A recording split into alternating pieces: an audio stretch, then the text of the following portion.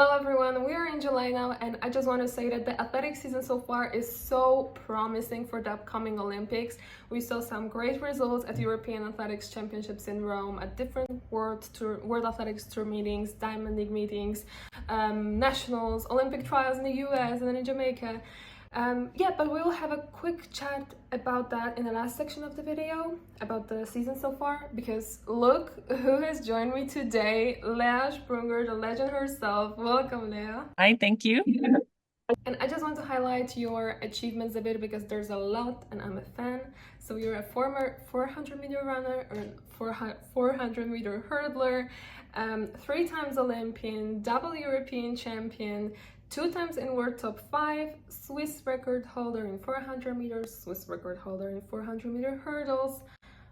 I needed to write it all down. Thank you. We have already met at a lot of meetings, but didn't really have a chance to talk to more. So I'm very happy to have you here today with me. And first question, just to chill out a bit, you probably get asked it so many times. But what's the best moment of your career as an athlete?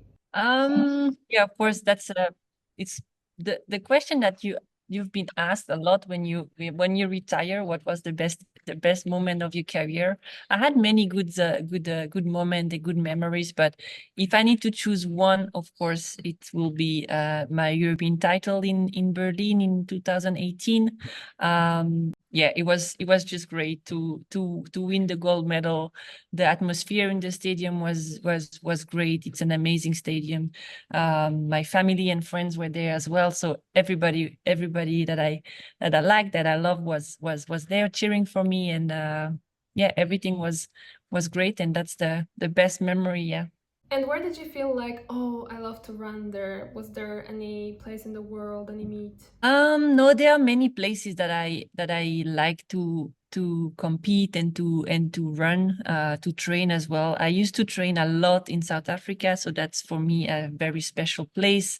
Every time when I was there and I could enter the stadium, it was nice in Potchefstroom. But for competition, of course, the Swiss meets are always special. Zurich, Lausanne, of course. But in a major championship, I think Berlin was special because I knew I was ready in 2018, and the stadium has something special, a lot of history in there. And also London, the Olympics, that was also something really special. Of course, the first Olympics is always a special feeling and a different impression when you enter the stadium. We all know you as an incredible athlete, but as I'm watching the sport from the inside as a sports content creator, I see how much sacrifice you need to make in order to perform at your best. Recently at the Polish Championships, Anna Kiełbasińska, who you know pretty well, was trying to qualify for the Olympics as her last dance. And for me, that was so painful to watch because she couldn't finish, and she didn't finish for 100-meter. And people don't see it, and I didn't see it all for sure. I saw the behind the scenes of it, and she went through a surgery, she did rehab, she did all the preparations she could.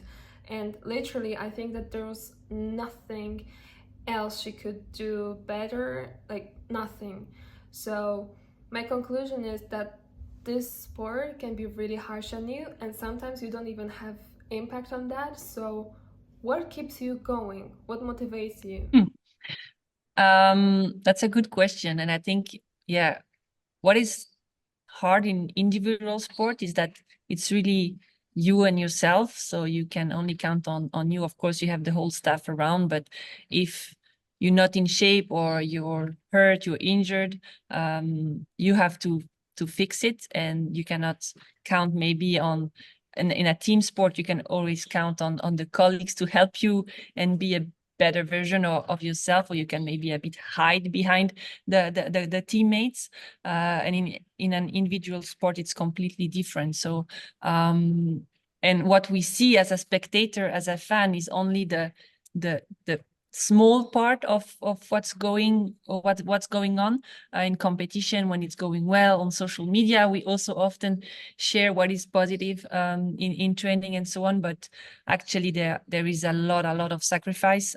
I don't like the word sacrifice because we choose to do that for living, and and yeah, I don't like that word because for me it's not a sacrifice, but it's easier to understand that there are a lot of things that you have to maybe not, that you cannot do, and that you have to make some choices, but you also know why you do those choices, and that's what keeps you driven in the sport. And when you have those tough times, you are looking forward to what's coming next. So if we talk about Anna, of course, she had that last goal of being part of another Olympics. She had an amazing career, and she knew also what it means to be there, the emotions that are coming with it, and so on. I think that's what helps you keep going, because you always have the feeling inside you, because we are also an individual sport that we are looking for to be always faster, higher, stronger, and so on. You always have a bit the feeling that you can do better, and that feeling makes you keep going, actually. And it can be tough, because then when you retire, when you stop, you have to accept that you've done what you could, and that you achieved your best. But I think the fact that there is always something a bit in your head saying like, okay, you can do better, you can be faster, that is what makes you go and never stop. It's amazing to hear it from the athlete's perspective, because I would probably give up so many times already at this point. Also those feelings that, okay, it's enough, I give up, I have too much pain, I reach my limit, or so on. But the emotion that you live in sport, and those big championships, the records that you try to break, that is what keeps you alive and keep you going. Yeah. And another really important matter that I want to discuss with you is a dual career. As I see it on social media, it seems like after your retirement, you found yourself perfectly in different roles. You're a speaker, you're influencing your audience, you were working with Atletissima, now you're a head of project Intimate now, correct me if I'm wrong. I believe you're a great person to talk to about it. And just to clarify what I want to actually discuss, for example, Jasmine Sawyers, after she got injured, she made a beautiful post on Instagram that I found very powerful, because she said something like that she knows she's more than just an athlete. And of course, not to diminish being an athlete, but I found it so powerful because I don't know if I'm right, but I think that as an athlete, your confidence comes from mostly because of the fact that you're an athlete. But you are actually so much more than that. So what if you're injured? What if you can't make it to, I don't know, top 10, and you can't make money from that?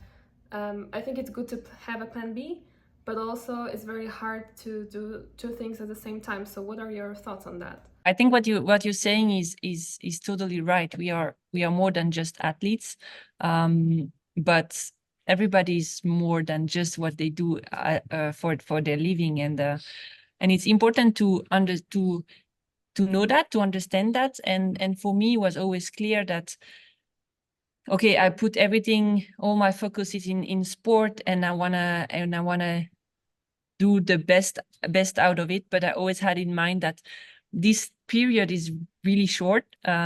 We cannot be professional athlete until we're 60. So we know at 35 max it's over, and that a new life will start after. But I also always had in mind that it can end with 25 with a big injuries, and then it's over. So for me, it was always important to do something next to sports, so to study and to be still active, and I was also doing a lot for my own career. I had a manager, but I was involved a lot in the discussion with the sponsors and so on. So I was building also my own my kind of own company. I was and from that I did learn a lot, and that helped me in my transition for sure, because I had the chance to be able to prepare also my retirement. I didn't stop because of an injury. I did stop because I wanted to, so I could prepare all that. And I think that helps also for the transition because I knew what I wanted to do. I could talk with some people. I could get some advice, but it's hard because you can try to have a good plan, but nothing goes always 100% by the plan you had. But yeah, you have to understand that you are not only an athlete, but as an athlete you have a lot of asset of values that you can then use for your next life after the sport. And as Jasmine was saying, injuries can be hard, and you can have a stop for a year or even longer. You can always come back, of course, but you can also use that time to be a better person. Yeah. It sounds like mental health is the key part of being an athlete, and we hear more and more now about athletes going to a sports psychologist.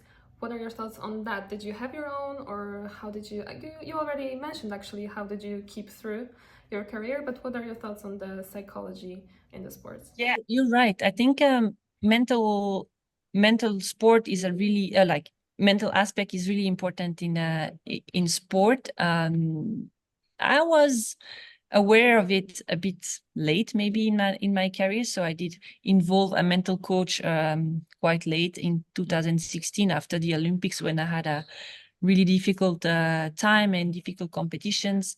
And then I started to work with someone, and I realized how important mental health is for your career. Because of course, everything, when we think sport, we think about the body, the physical aspect, but in training you have those up and downs, those emotions that are really really strong in sport, and all that influence, of course, the sport. And you also need to have a proper work-life balance. We talk a lot about that in the industry, but of course in sports is the same, because if you can find that balance, you can also recharge the battery.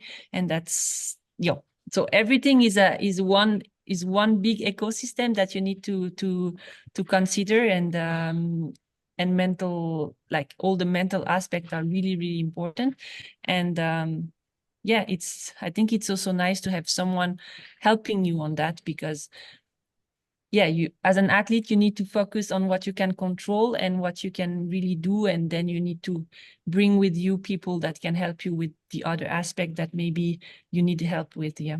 And last but not least, Olympics. You're an Olympian, 3 times Olympian. You exactly know how it is to be there and to compete there. So maybe you have some predictions for 400-meter women and 400-meter hurdles women. I mean, who will win there as a prediction? And maybe you expect some records to be broken. I'm super close friend to Femke Bol. I know her really well, and I really want her to win the gold medal in Paris in the 400-meter hurdles. But I think she will have a really tough time with Sydney. What Sydney McLaughlin did the other weekend was just amazing. I mean, she's in another league. She's running times on hurdles that people are not even reaching on the flat. I hope we can have a great fight with Femke. I don't think we will see a fight before the Olympics, so it's gonna be the big moment. So yeah, in my heart, I hope Femke will win the gold medal, but I think it's gonna be for Sydney. Sorry, Femke, I love you. 400-meter flat woman, I think there it's really really open. Paulino, I think she's strong. We will see how she will improve for the rest of the season. And it's hard to say because they are not competing that much. They're hiding a bit as well. Natalia Kazmarek, she's also like performing on a really really high level. I mean, 48 at European Championship. That's really really impressive. So I don't know. I think for the women, it's more open. I hope a European athlete can win the title, but we'll see. Yeah, for me as a Polish, of course, I cheer Yeah, for Natalia Kaczmarek, but or but I just wanted to mention that because it came to my mind, I was recording her at European Athletics Championships when she did that 48.98 result, and as she entered the stadium, I knew it's going to something big, because usually on a daily basis, as I know her, she's very kind, sweet, you know, like not shy, but like humble, I would say. And when she entered the stadium, I have it recorded. Like she's saying something to herself, and you can see in her eyes that it's different Natalia. And I was like, wow, she's going to win. the thing. And when an athlete enter the stadium, they can change completely who they are, and I think you need that. You need to be able to do that, to become a beast, an animal in the stadium. But that doesn't mean that after you are that the same person. So yeah, but that's true. Often you can see already in the blog at the presentation if the athlete is ready or not, or if they can win. I have a bit that with Mujinga Kambunji, the Swiss the Swiss sprinter. When she's behind a block, you can see if she's like really into the game or not, and that when you see that, you know that nobody can beat her. And now, Olympics in general. Any predictions in any other event? Do you expect any world records maybe to be broken in any other event? I think 400-meter hurdles woman, we can see a world record every time when Sydney is on the starting line. There is a record. So there may be a world record. 400-meter hurdle men as well. I can see there a world record. Mondo Duplantis, when he starts, there is always a chance that there is a world record. So atmosphere is nice, and it's the Olympics, so we know that it can bring something more, that little touch that we need. So I talk about those 3 world records, but we might see more also in the long distance events. So yeah, we'll see. It's going to be great Olympics for sure. Yeah, we wish all the athletes to perform at their best, of course. And with Mondo, it's just, I'm not even more surprised when he jumps the world record. I'm just like, yeah, just another world record for Mondo. Exactly. Thank you so much, Léa. It was a real pleasure to talk to you. Thank you. See you. Joining me is Sylvia Schultz, the co-host of the show, The Track Talk Show. Hi, Sylvia. Hey guys! What a great season so far, right? Let's start from the beginning. I think that the first world record we saw was already in April, and it was a discus throw world record by Mikolas Alekna. And a fun fact about that, it was the oldest men's world record ever.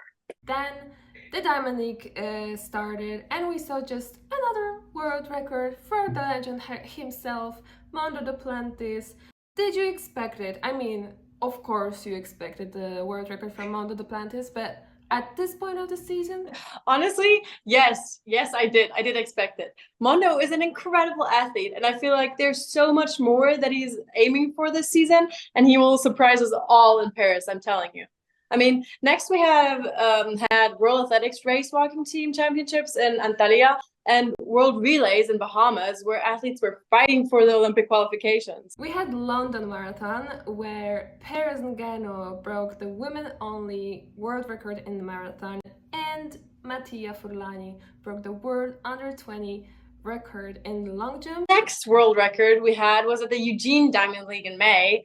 Beatrice Chevez smashed the women's 10,000 meter. And now let's stop for a while and talk a little bit more about Golden Spike, which is a World Athletics Continental Tour Gold meeting, because it took place in Ostrava, where our Conica track is at the stadium. So we just wanted to give it a little bit more of a shout out. I wrote down that there were 2 world leadings back then. It was in May, I believe. So one was from Molly Chowdhury in pole vault, and the second one was from Djamel Sajati in 800 meter. Plus, there was also an Austrian record from Rafael Palic, I hope I pronounced it correctly, in 1500 meters. I was about to say, I hope I'm pronouncing all these names right, but if we're not, don't come at us, okay? We're trying our best. So now we're switching to June. And more details about the Stockholm Diamond League, also with a Conica track, just to mention it, side note. Again, 2 world leads, and what's surprising also from Jamal, who also just performed better than in Ostrava, the second one for Lameka. Oh, I'm so bad at pronouncing these names.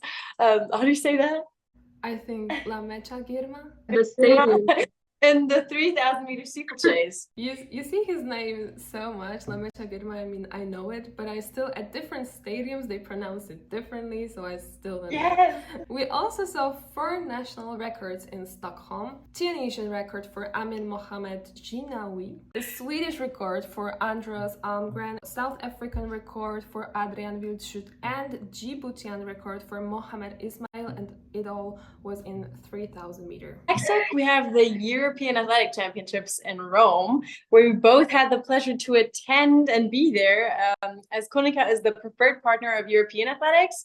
So in Rome, we had some great performances from European athletes, lots of championship records and national records, and Ola will name some of those. Yeah, so a great highlight was a championship record for Miltiadi Stentoglu in long jump with impressive 8.65 meters. It's his 3rd successive long jump crown, and I was there recording it all, and it was such an incredible atmosphere there. And also in long jump, Mattia Furlani broke the world under 20 record again, the one that we mentioned earlier from Savona, and now in Rome he jumped 2 centimeters longer, so he jumped 8.38 meters in front of the home crowd, so they were crazy. Also in Rome, we had Nafi Thiam, who smashed the championship record with over 6,800 points in the heptathlon to win her 3rd European championship title. Then we have Sarina Samba Mayela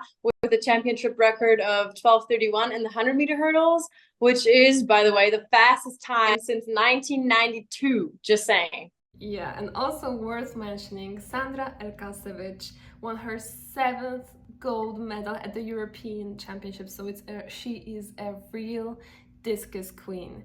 Alexander Dom from Belgium, 400 meter, also a championship record and national record with an impressive 44.15, which is the 2nd best ever result in Europe. And then talking about 400 meters still, Natalia Kaczmarek, of course, Polish pride, I'm here. Wow, she broke a 48-year-old national record, took the gold, and this 48.98 result was the fastest European times in 38 years. So wow, amazing. And just like excel at the Polish national championships. She won that as well, didn't she? Yeah, I mean, she didn't broke this record, but she just keeps going under 50 seconds, and it's just amazing. Yeah, amazing. So also at European Championships in Rome, talking about my favorite person to talk about when it comes to track and field, Femke Bol, with a championship record and a world lead back then of 52.49 in the 400 hurdles, with a big gap to the others. Massive championship record of 18 meters 18 for Jordan Diaz as he moves up to 3rd on triple jump all-time list. And of course, Tamberi takes the gold with a world lead and a championship record of 237 in the high jump. And then we have Malaika Mihambo, who flew over 7 meters, 7:22 to be exact, again in the long jump with a world lead. And last but not least, a championship record for Jacob Ingebrigtsen. I mean, by now everybody knows his name.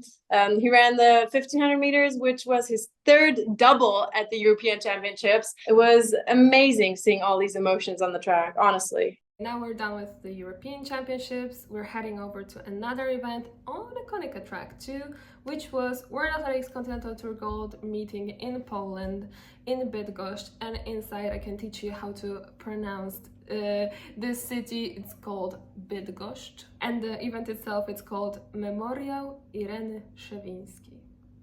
Okay, I won't try to pronounce that. You go ahead, you got all that. Polish language is a hard language, okay? And here are some best results made on this Conica track in Bydgoszcz. 4 meeting records, 4, I wrote it down because it's a lot.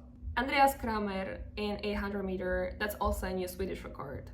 Freyveni Hailu in 1500 meter, of course, Natalia Kaczmarek in 400 meter, again running under 50, like we already mentioned. Zoe Hobbs in 100 meter, and one more result worth mentioning was a 5.92 meters jump for Emmanuel Carrales in pole vault, which was a new national record for Grace, and we will come back to it a little bit later, so just keep that in mind. Now we're in the, let's say, present time. Lots of national and Olympic trials took place, well, national championships and Olympic trials took place with outstanding performances. For example, Sha'Carri Richardson clocks a world lead in the 100 meters for the women's side of 10:71 at the US trial. 10:71, that is so impressive. I can't wait to see her at the Olympics. Kishane Thompson also with a world lead in the 100 meters at Jamaican trials with a result of 9:77. They are coming for you, you're saying. And talking about US trials, Grant Holloway so close to the world record. He won, of course, 110-meter hurdles in 12:86. Noah Lyles with a world leading in 200-meter. So all these trials were such a good prediction for the Olympics. I cannot wait. And like I mentioned, let's talk about Emmanuel Carrales, more known as Manolo. So what a season he has. We didn't mention him at the European Championships, but actually he did a PB there. He won a silver, and he was like, that was an amazing moment. I also caught it on my camera, and it was just such a heartwarming moment. I saw it too. And then him and Mondo were like talking, and Mondo was so sweet. He was like encouraging him, and I think the pole vaulters are also just such a fun group to watch. I mean, to jump and how they interact with each other. They're just like so, I don't know, inspiring, I feel like. I mentioned his Greek record, so another PB of 5.92 in Bydgoszcz, and right now Greek championships, and he breaks another PB. He jumps 5.93. So I'm really looking forward to see him jumping the 6 meters soon. I mean, no pressure, of course. No pressure. Just good luck. Just good luck. I'm just keeping my fingers crossed for him. Good luck. But yeah, like, what a season for a pole vaulter now. That's incredible. It's giving me goosebumps thinking about watching them at the Paris Olympics. I have mentioned fangirling over her before in this interview, but Sydney McLaughlin-Lavon. Let's talk about her for 1 second. 50.65 in the 400-meter hurdles. Girl, what are they feeding you? I want some of that. No, but for real, this is incredible. Women are struggling to run the 400-meter flat in the time that she actually aces this race with hurdle. And with this time, she broke the world record as well. I can't imagine what the Olympics 400-meter hurdles final is going to be like with her and Femke going head to head. Yeah, exactly. I'm looking so forward to Olympics after all these meetings so far, championships and nationals, Olympic trials. Oh my God, I really like a fun girl now too, but you see, you can just love track and field people. Oh my God. Yes, I wish more people feel about it like we do, or see the athletes, I don't know, come closer to the athletes and see what they go through and stuff, but it's amazing. We are ending the second episode of the Track Talk full of hopes for the upcoming Olympics. It will be great, I think. We wish all the athletes to perform at their best, and see you again in the Track Talk in episode 3 right after Olympics. And good luck to everybody.